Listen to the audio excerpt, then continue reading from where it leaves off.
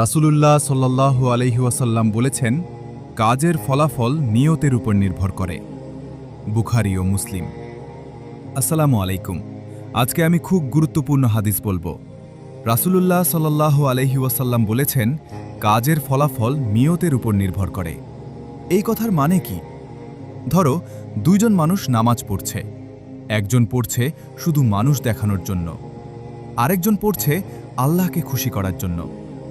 বাইরে থেকে দুজনকেই একই রকম লাগে, কিন্তু আল্লাহর কাছে তাদের মূল্য এক না। আমরা অনেক সময় ভালো কাজ করি, কিন্তু মনে অন্য কিছু থাকে, প্রশংসা পাওয়ার ইচ্ছা থাকে। এই হাদিস আমাদের শিখায়, প্রথমে নিজের মন ঠিক করো। নিয়ত ঠিক হলে ছোট কাজও বড় হয়ে যায়। হাসি দেওয়া, কারো সাহায্য করা, যদি আল্লাহর জন্য হয় তাহলে সেটা ইবাদত। চলুন আজ থেকে আমরা নিয়ত ঠিক করি, সব কাজ আল্লাহর সন্তুষ্টির জন্য করি। আল্লাহ আমাদের সবাইকে খাঁটি নিয়ত দান করুন, আমিন। ভিডিওটি যদি ভালো লাগে তাহলে চ্যানেলটাকে সাবস্ক্রাইব এবং একটি লাইক করবেন।